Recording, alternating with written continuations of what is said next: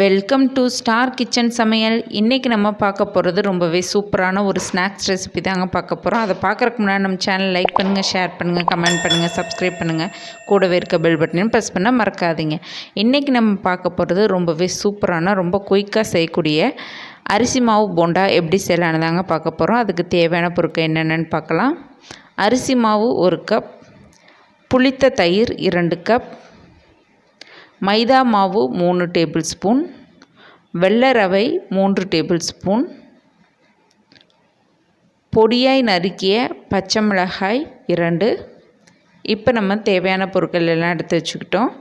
இப்போ நம்ம அரிசி மாவு போண்டா செய்யலாம். ஃபஸ்ட்டு பவுல் வச்சுக்கலாம்.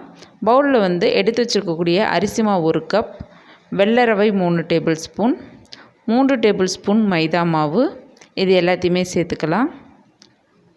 இப்போ நம்ம இதில் பொடியாய் நறுக்கிய பச்சை மிளகாயும் சேர்த்துக்கிறோம்.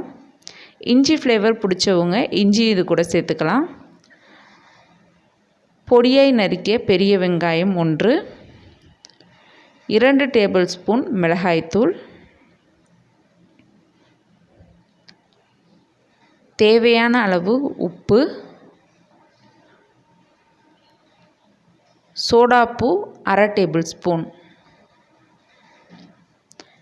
இப்போ இது எல்லாத்தையுமே சேர்த்துக்கிட்டோம். சேர்த்துட்டு நம்ம எடுத்து வச்சுருக்கக்கூடிய புளிச்ச தயிரை சேர்த்துக்கலாம். தேவையான அளவு நம்ம இப்போ தயிரையும் சேர்த்துக்கிட்டோம். சேர்த்துட்டு இப்போ இந்த மாவோட எல்லாத்தையும் நல்லா மிக்ஸ் பண்ணி விட்டுக்கலாம். நம்ம சேர்த்துருக்கக்கூடிய மிளகாய்த்தூள், உப்பு எல்லாமே மாவில் சேர்கிற அளவுக்கு நல்லா பசைஞ்சு விடுங்க. புளிச்ச தயிர் சேர்த்தோம்னா தான் ரொம்ப டேஸ்ட்டாக இருக்கும் போண்டா. இப்போ நம்ம இதுக்கு தேவையான அளவு சிறிது தண்ணியும் சேர்த்துக்கிட்டு நல்லா மிக்ஸ் பண்ணி விட்டுருங்க. பார்த்திங்கன்னா உங்களுக்கே தெரியும், நல்லா கை வச்சு நம்ம நல்லா பசைஞ்சு விட்டுறணும். தண்ணியை லைட்டாக தெளித்து நீங்கள் பசைஞ்சு விடுங்க. ஏன்னா ஃபஸ்ட்டே 2 கப் அளவுக்கு தயிர் சேர்த்துருக்கனால தேவையான அளவு மட்டும் தண்ணி சேர்த்துக்கோங்க. மாவு இப்போ நல்லா பசைஞ்சாச்சு. கருவேப்பிலை, கொத்தமல்லி பொடியாய் நறுக்கியதையும் இது கூட சேர்த்து நல்லா மிக்ஸ் பண்ணி விடலாம். நல்லா மிக்ஸ் பண்ணி விட்டுட்டு ஒரு 15 மினிட்ஸ் இது எல்லாமே நல்லா ஊறட்டும். ஏன்னா அந்த தயிரோடு சேர்த்து அந்த மாவு லைட்டாக புளிச்ச மாதிரி ஆகணும்.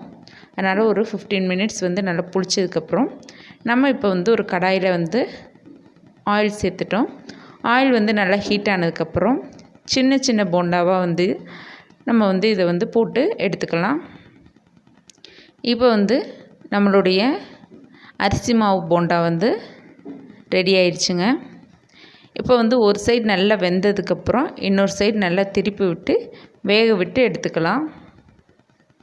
நம்ம செய்யக்கூடிய இந்த அரிசி மாவு போண்டா ரொம்ப குயிக்காக செஞ்சிடலாங்க. அரிசி மாவு, ரவை, மைதா இருந்தாவே போதுமானது. வீட்டில் இருக்கக்கூடிய பொருட்களை வச்சு ரொம்ப குயிக்காக குழந்தைங்களுக்கு ஒரு ஸ்நாக்ஸ் ரெசிபி செஞ்சிடலாம். அப்படி இருக்கும்போது நீங்கள் இந்த ரெசிப்பியை செஞ்சு பாருங்கள். செஞ்சு பார்த்துட்டு உங்கள் ஃபீட்பேக் கமெண்ட்டை சொல்லுங்கள். நம்ம சேனலில் ஃபஸ்ட்டே நிறைய ஸ்நாக்ஸ் ரெசிபி செஞ்சுருக்கோம். பார்க்காதவங்க அதையும் பாருங்கள்.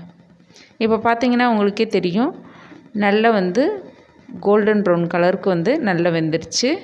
ரொம்பவே சூப்பரான அரிசி மாவு போண்டா ரெடி ஆயிடுச்சுங்க. நீங்கள் இது கூட தேங்காய் சட்னி வச்சு சாப்பிட்டிங்கன்னா ரொம்பவே சூப்பராக இருக்கும். நீங்களும் இந்த ரெசிபியை செஞ்சு பாருங்கள். செஞ்சு பார்த்துட்டு உங்கள் ஃபீட்பேக் கமெண்ட்டை சொல்லுங்கள். தேங்க்யூ.